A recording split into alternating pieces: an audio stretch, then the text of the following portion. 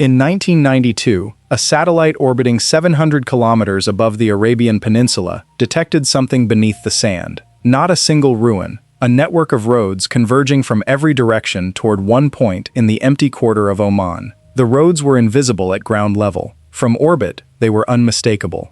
Archaeologists had searched for this city for 1,500 years. The Quran names it. Arabian legend calls it the greatest trading hub ever built in the desert.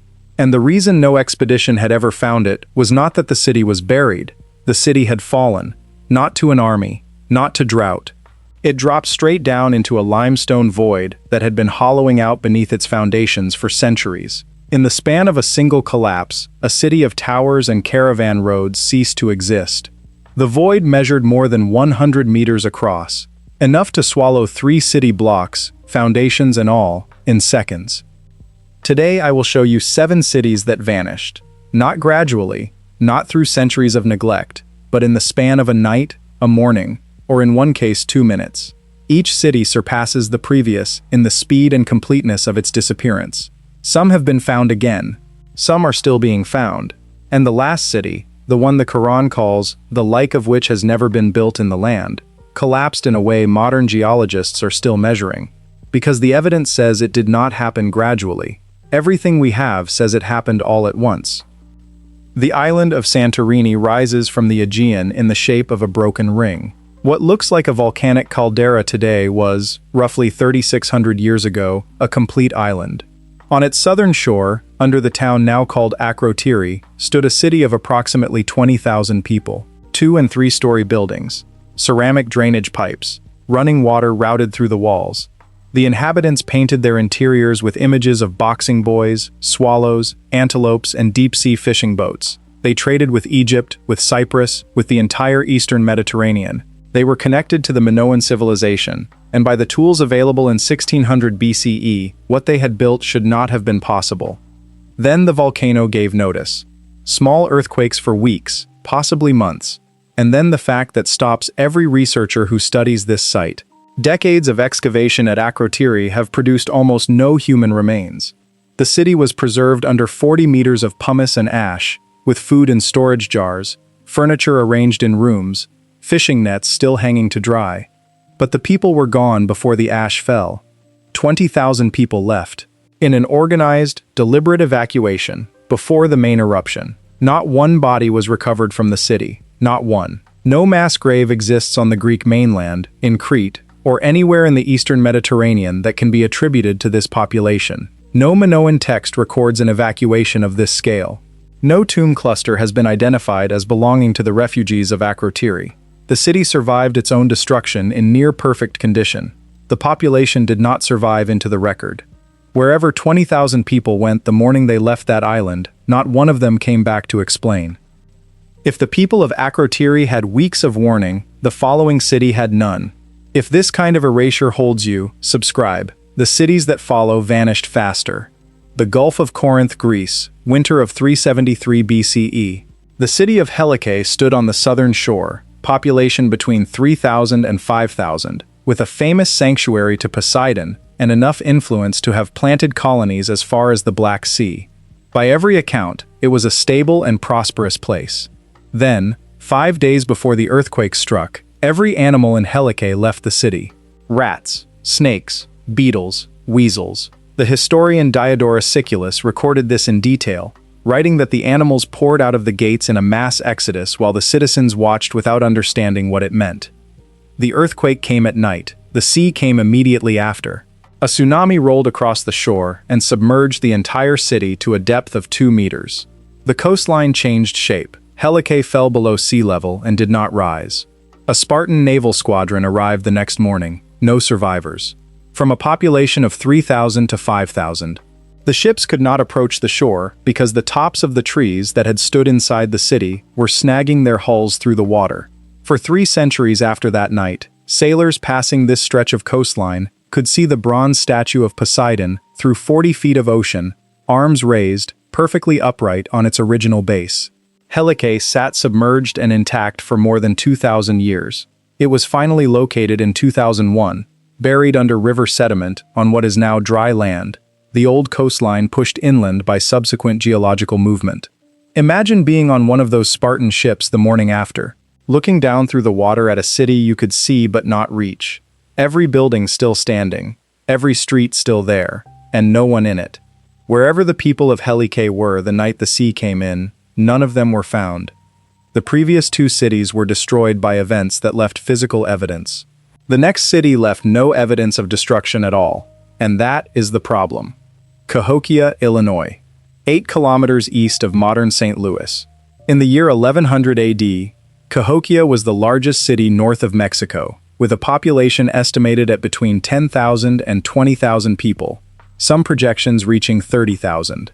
At its center stood Monk's Mound, 30 meters high, 290 meters long, 255 meters wide. The base of Monk's Mound covers more ground than the base of the Great Pyramid of Giza. It was built without metal tools, without the wheel, one basket of compacted earth at a time. By 1350 AD, the city was empty. Fires extinguished, storage pits still holding their contents, agricultural fields around the perimeter with crops still growing. The largest pre-Columbian city in North America simply stopped. No burned layer, no mass burial. No evidence of military assault, no epidemic signature in the skeletal remains that have been found. One camp of researchers argues environmental collapse. The forests stripped for timber, the soil depleted until the land could no longer sustain a city that size. The other camp argues the political structure failed first, the ruling class losing legitimacy, until the population dispersed before any physical scarcity was severe enough to force them. Write in the comments which explanation you find more convincing, because no burial layer, no massacre site, no catastrophic event layer has been found to settle this. Only an empty city, which is itself a kind of evidence, but not the kind that points anywhere specific. Wherever 20,000 people went when they stopped tending Monk's Mound, not one of them left a reason. August 24th, 79 AD. Pompeii, Italy. 12 kilometers south of Vesuvius. Population approximately 20,000. The volcano had been dormant for centuries, and no one alive in the city had any memory of an eruption. The day began as a market day. By early afternoon, a column of ash and pumice was rising to 32 kilometers above the crater. By evening, the first material was falling on the streets. By the following morning, the city was sealed under 3 to 6 meters of compacted pumice. What makes Pompeii unlike every other city on this list is what survived inside it. In 1863, archaeologist Giuseppe Fiorelli discovered that the void spaces left in the hardened ash by decaying bodies could be filled with liquid plaster. When the plaster set and the surrounding ash was removed, the result was a cast of the person in their final position and expression. A man covering his face with his cloak. A dog on its back. 2 children who died holding each other.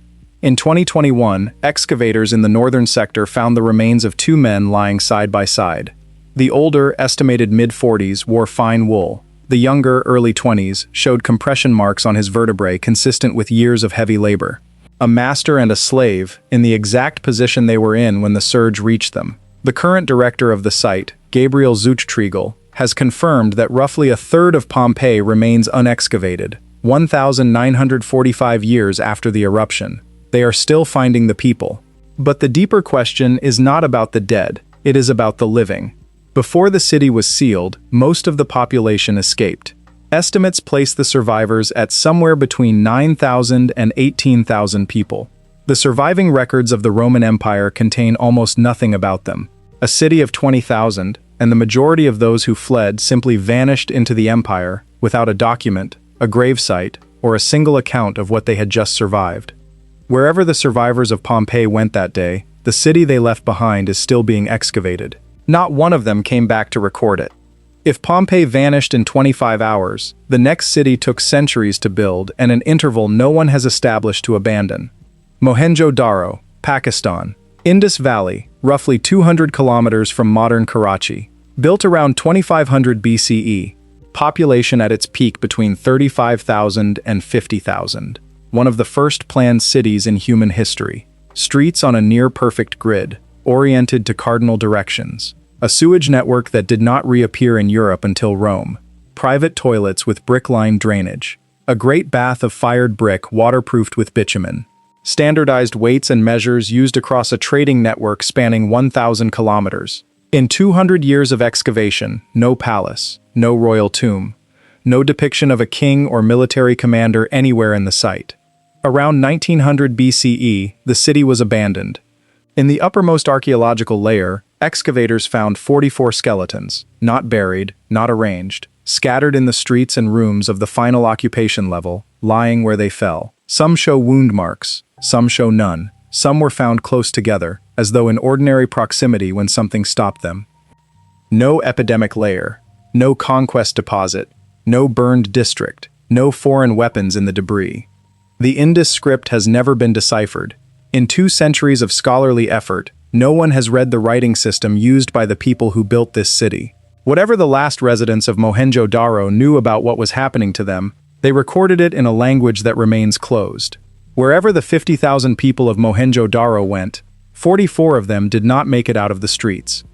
Every city so far took at least hours to vanish. This one took less time than it takes a building to fall. Port Royal, Jamaica, June 7, 1692. A narrow peninsula at the entrance to Kingston Harbor. Population 6,500. The wealthiest city per capita in the Western Hemisphere, by most contemporary estimates, and by many accounts the most dangerous. Buccaneers, merchants, slave traders, and craftsmen packed onto a spit of land barely a kilometer wide, with more licensed taverns per capita than any city in the English-speaking world.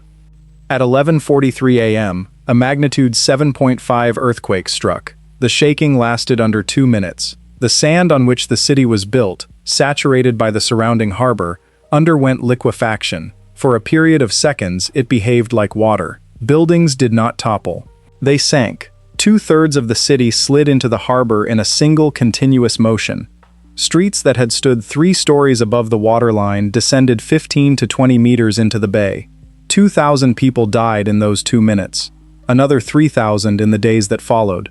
A Quaker merchant named John Pike survived. He wrote, within days of the event, that the sand had swallowed him to his neck, held him without releasing him, and then closed again as the shaking stopped. He watched the buildings around him disappear into the ground while he could not move. His account is one of fewer than a dozen first-hand records that survive from that morning. The ruins of Port Royal remain on the harbor floor. Excavations beginning in the 1980s found intact sealed objects below. Wine bottles still corked, clay pipes on mantles, a pocket watch stopped at 11:43 a.m. The earthquake preserved its own timestamp inside the wreckage. Wherever the city of Port Royal went, the sea above it has kept the exact moment ever since. And now we return to where this began. The satellite, the sand, the voice in the Quran. Surah 89 verses 6 through 8. Have you not considered how your Lord dealt with Ad, Iram, the city of lofty pillars, the like of which has never been built in the land? Iram appears in no confirmed Greek or Roman geographic record. No map produced before the 20th century places it. For more than 1,500 years, scholars debated whether the city was real or a literary construction. T.E. Lawrence spent years among the Bedouin of the Arabian Peninsula and called it the Atlantis of the Sands. He never found it. In 1984, scientist Ronald Blom of NASA's Jet Propulsion Laboratory began analyzing Landsat satellite imagery of the Rub al-Khali, the largest continuous sand desert in the world. Blom was not looking for a legendary city. He was tracing ancient trade routes by detecting compacted subsurface soil, the accumulated imprint of centuries of caravans pressing the same paths into the earth. The satellite revealed a pattern. Multiple routes converging toward a single point in what is now southern Oman, near the small town of Shisar. Explorer Ranulph Fiennes organized the ground expedition. In 1992, his team excavated the convergence point and found a fortress city. 8 octagonal towers, walls standing to 2 meters, pottery shards, arrowheads, and the remains of a large water cistern. Carbon dating placed continuous occupation from approximately 3000 BCE through the late 2nd century AD.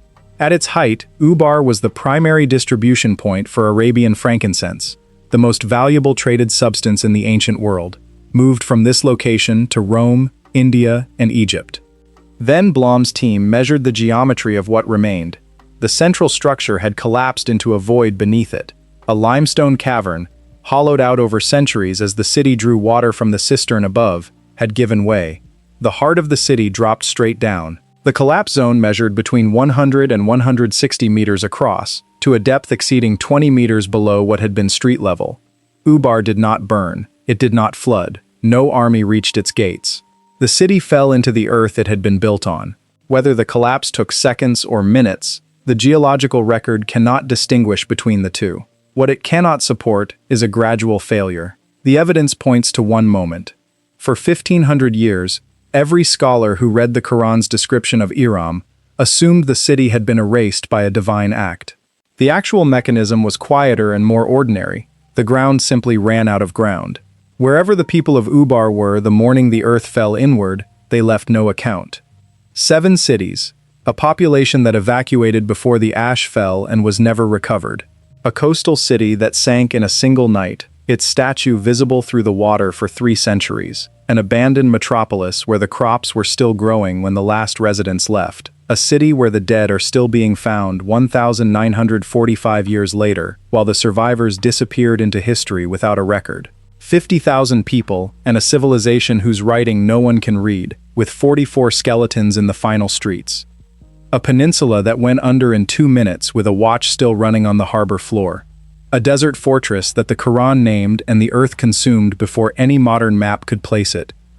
The assumption built into how we think about civilization is that it accumulates. That knowledge is recorded, that cities endure, that what people built and knew and said is accessible because someone wrote it down. These 7 cities suggest the record is thinner than we assume. Most of what was built is gone. Most of what was known went with the people who knew it. What we find, when we find these cities at all, is residue. A watch stopped at 1143. A statue under 40 feet of ocean. Crops growing around an empty mound. Roads visible from orbit converging at a hole in the desert. The next time you stand on ground that has been stable your entire life, consider that stable is a description of what has happened so far, not a prediction. Every city on this list was stable the morning before it stopped being a city. Somewhere in the empty quarter, the limestone cavern that swallowed Ubar is still there, empty, patient, waiting, as caverns do, for the next weight placed above it.